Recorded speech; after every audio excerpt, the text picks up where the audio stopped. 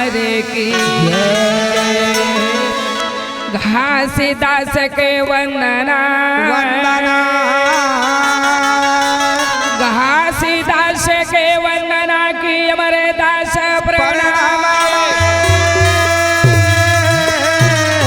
बाल के दास गुरु जो सुमरे भाई जहाँ से हुआ सबका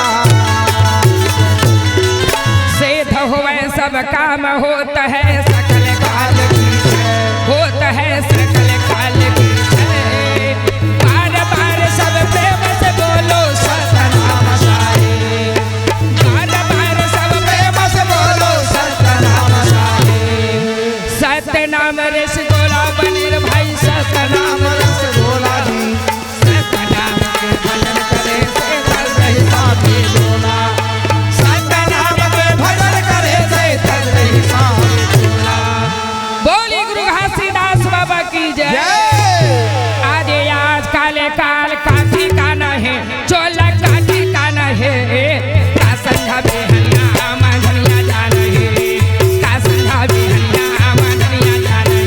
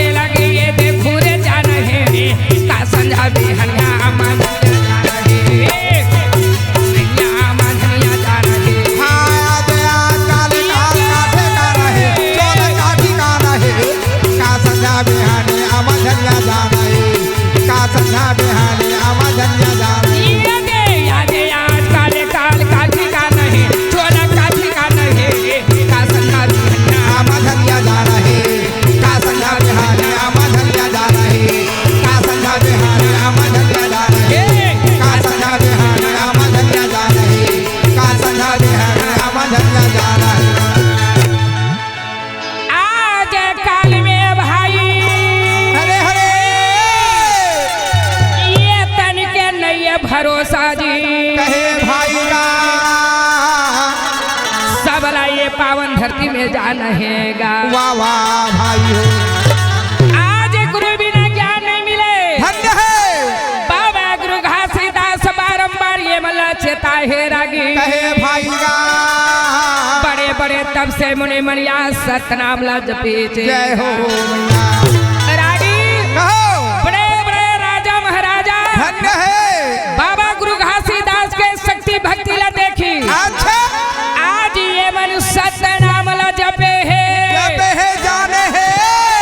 अब ये सतनाम के याद समय बानी ला जी। हाँ हाँ। राजा महाराजा ये मानो दीमन जपे है। जपे है भाई गा। ए मन सतनाम ला जपी। हाँ और सतनाम के रास्ता ला नहीं छोड़ी। धन्य है। ए मन सत्य में अटल है। अटल है विश्वास है। आज मेरा विश्वास है। आहा। प्राण याद ये समय जाए भाई। कहे मगर याद बचन मत जाए मत जी। जाए कहे भाई गा। ऐसे बड़े बड़े तब से मनिया तब करे होगा। रागी हाँ ए सतला कौन कौन जपी। अच्छा बताइए। ए भारत खंड में सतनाम आहा। जगता है तो 52 लाख की हंसा में गिनती है। गिनती है। सतला याद ऋषि मुनि मन जपी जगह। जपे है भाई गा। आज ये सतला ये समय की धुरु वहाँ बालक जपी जगह। जय हो मैया। रागी हाँ सत्यला याद धुरु बालक जपे है। धन्य है। अब ये सत्यला जप के आज अच्छा ए समय की आज अटल परण करे भाई।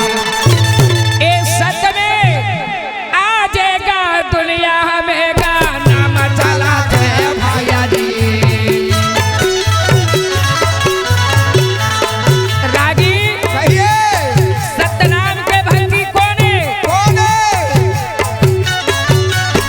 आजेगा ये दे मोरा बालक आज हाँ भाई गा। मोरे सते करा आजेगा दिला दिला। सतना भैया गा। आहो रे आज ना तेरा सत्य के हमारा गंगा। चल भाई आजेगा ये देगा वो ताना भैया जी। जय हो भैया जय हो। ये सबके कारण ओह शंकर भगवान घड़ा जपे। आज समय की वहाँ जय हो। उत्तान नाम के राजा है। अच्छा जे लोहा ये देह मोरा नाम जपे है भाई गा। मोरे माता सुनीति साता के बनाती का आय भाई। सतना भैया गा। सतना जहां। आहो सतना भैया गा। सतना माला जहां। जपे भाई। देगा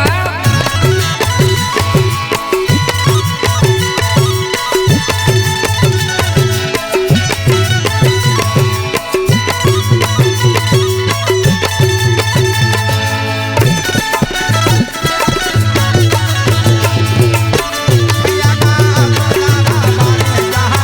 बोले भाई। सतना लगा। सतना सतना जहां। जपे भाई। जब ये सबला या सतनाम ला जब के पार होना है। होना है। आज ये समय की उत्तान नाम के याद राजा है जी। जेनो याद ये समय सतनाम के भक्ति है राजा। हाँ भाई गा। संत समाज कहिए आज समय की माता वहाँ परमेश्वर जी है। धन्य है। जे हो मैया या सत्य में अटल परण करे हैगा।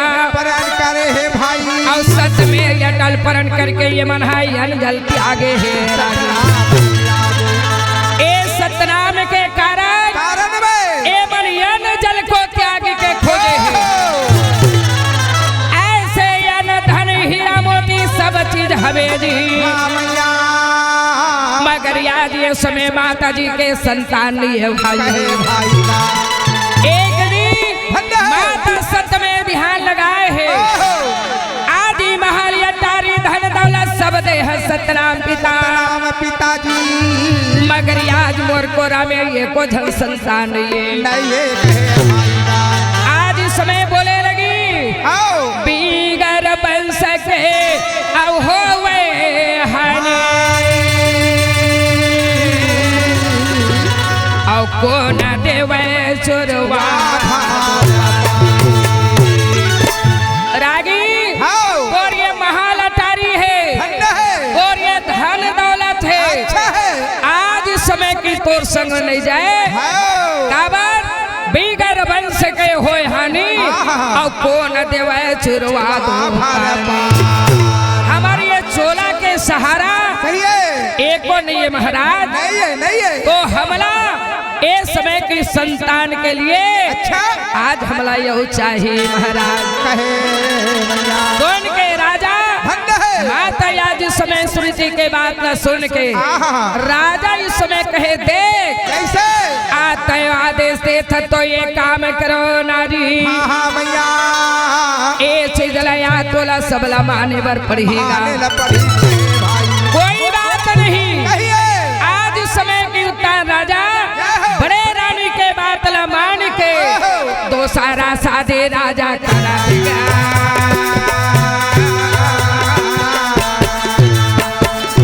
ए भाई आज का रानी लगो लगा शादी करना लगे भाई तारा कहा कहे भाई तो सारा साले करा ले भैया जहाँ बारे बुलाए भाई। ए रागी आज वो रानी लगो लगा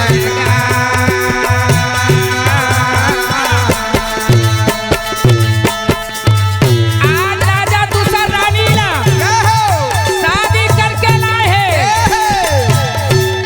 अंगन में रानी खड़े हवैया जेला बोलना लगे भाई अंगन में रानी आके खड़ा होई ये देख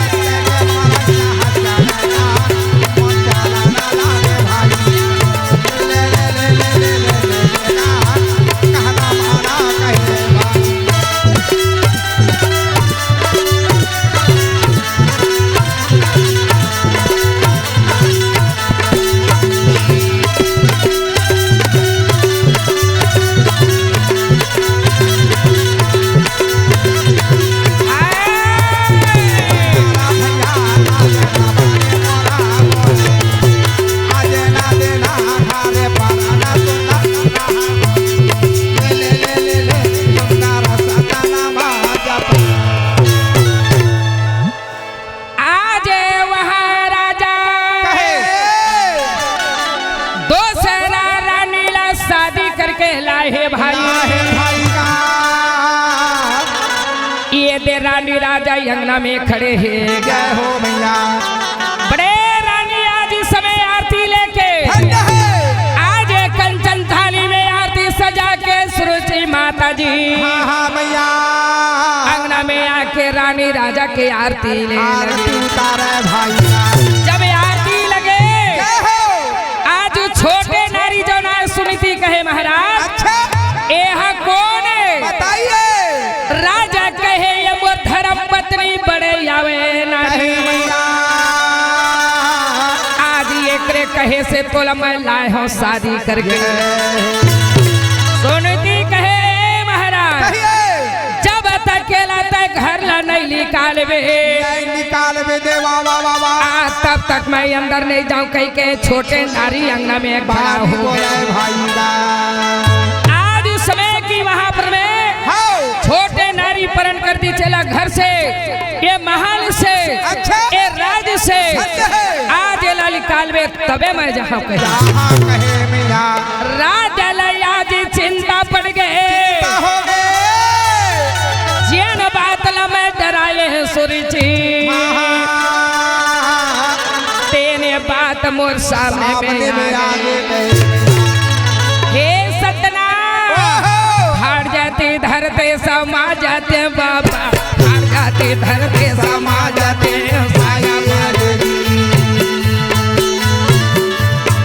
अब मैं क्या करो आज और ये धर्म पत्नी सत्य जपने वाला एक प्रताप से सब कुछ है हार जाती धरते समा जाते बाबा हार जाते धरते समा जाते ये दे तो खसैला ये दुख रहना ये हार जाते